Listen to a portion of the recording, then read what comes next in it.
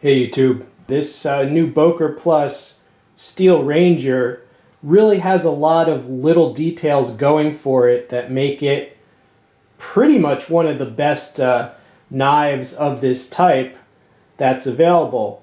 Now the price tag, it's around $45 right now because it's kind of new, but I would expect that price to go down as more stores get this in stock, at least in the US. The blade length is 4 inches. It's 440C. The handle scales are G10, olive drab color. See, it's a skeletonized handle as well. Now, just to clarify, traditionally a dagger is a double-edged blade with a slim piercing shape. But in modern times, there are a lot of places and a lot of countries that have restrictions on a double edge. And therefore, in modern times, we have what's called a false edge dagger, which is essentially a traditional dagger, but it has a swedge or false edge instead of a second sharpened edge. But it still makes sense to call it a dagger because, well, just look at it, and it has almost the same level of piercing ability. So, Boker will call it a dagger, and I agree with that terminology in this case. Now let's take a little closer look at this. First of all, nice texture on the G10 handle scales, very grippy. It is a true full tang, right, which is pretty much vital. It's also skeletonized for lightness and balance, and I have to say, this thing has excellent balance. I mean, it's pretty much alive in your hand. So good job there.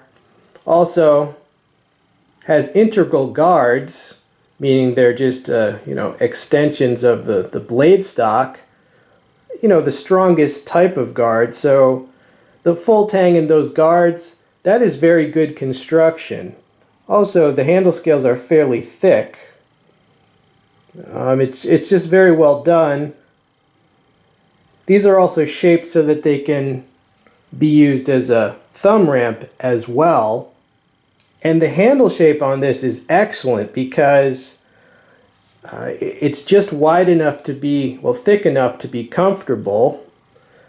Right? And you see it's just it's not any fancy intricate shape, like there's no sub hilts or anything crazy, but just the slight swell here, right, and then pinched in and swells again here. That's just a perfect shape for retaining it, whether you're coming or going, it gives purchase. And the skeletonized, the lightning holes also, you see your fingertips tend to go in there too, and gives extra grip. It's just very well done. It's a simple, practical, and functional handle shape, and it allows whatever grip you want. Obviously, usually it's going to be this grip, just a strong basic hammer grip, but if you do, you can do a fencing thrust if you really feel like it. Also, it's basically symmetrical, okay, in this way and that way. So if you have a reverse style, yeah, it works basically in any of the major grips. So I definitely like that. It even has a lanyard hole if you so choose, and it has the jimping right where it makes sense to have it, right there or right there. All right, so all the little details of the construction and the handle, it's just very sturdy and it basically makes perfect sense. Now let's talk about this tip design. It has a more broad spear point tip than on many daggers.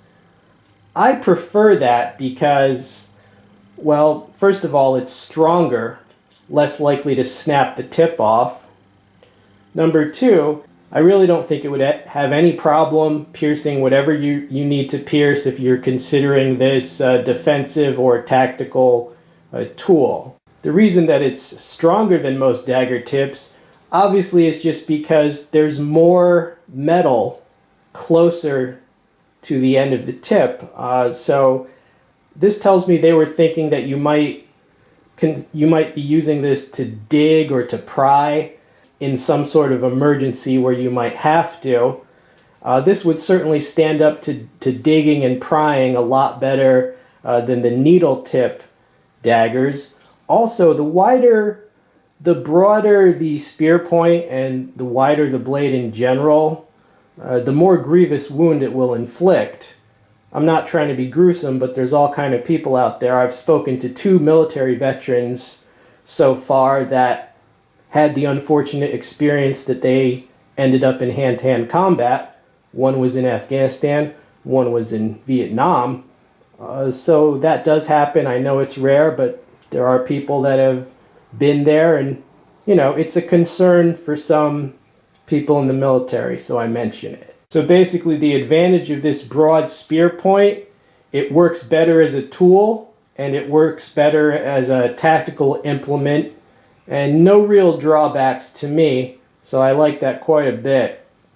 This design is also just an outright nice looking, attractive design. The stonewash is very well done. It's a deep, rich 3D stonewash. How well you can see, but yeah, it's very well done. That has two benefits. First of all, just the appearance, it looks better. But again, there are all types of people out there, and some people might specifically need something that's not reflective like a mirror. The handle scales on this look very nice too. Just the olive drab, not only is it going to match any olive drab military equipment you have, but it just looks a lot nicer than plain black. Right, so the appearance of this, first rate. Here is the stitched leather sheath that it comes with, and it might not look super special, but here it has a clip on it, and it is a fairly stiff clip, right, for belt clip or boot clip, but it also has this old style thumb tab. And this is actually a very effective design. It has a cross strap there, but this is a thumb tab. In other words, it's meant, it holds it in very securely, but it's easy to disengage, right? There's a button closure, and it's meant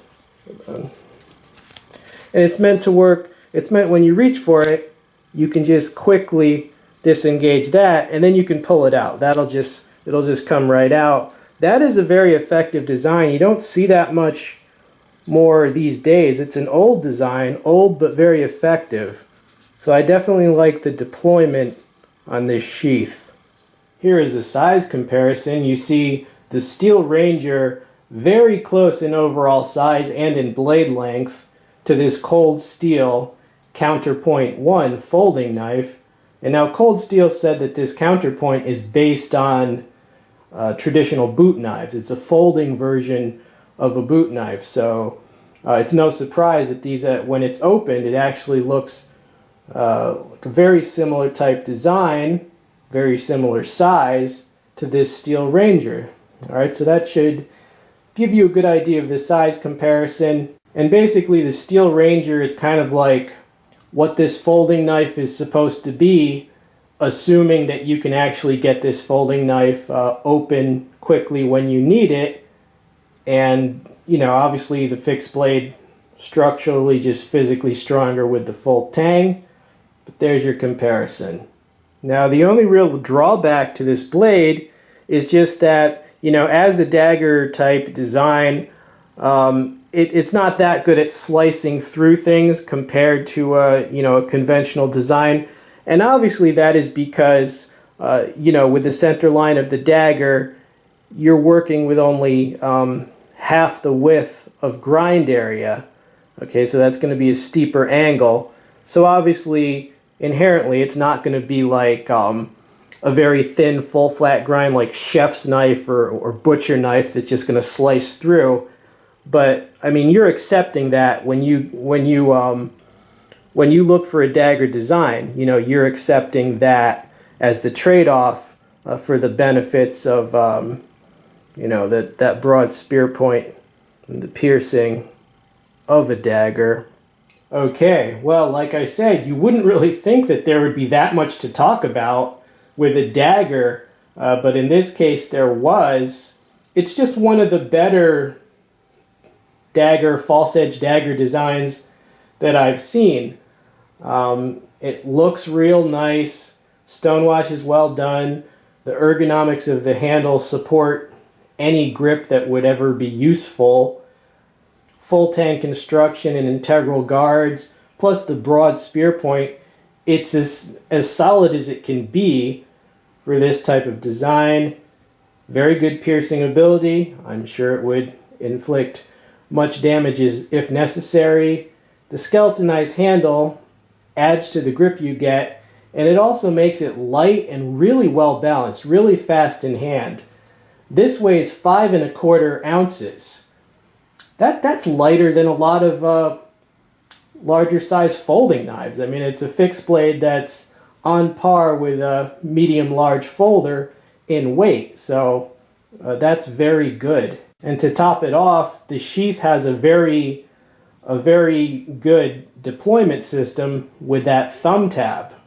All right, so the only way you could make this better is if you made it out of some super steel and put like a super sharp custom like convex edge and grind on it. But then you're talking about custom stuff that would be far more expensive than this is. So for this price range, yeah, I mean, it's one of the best of this type of design that I've seen in a long time.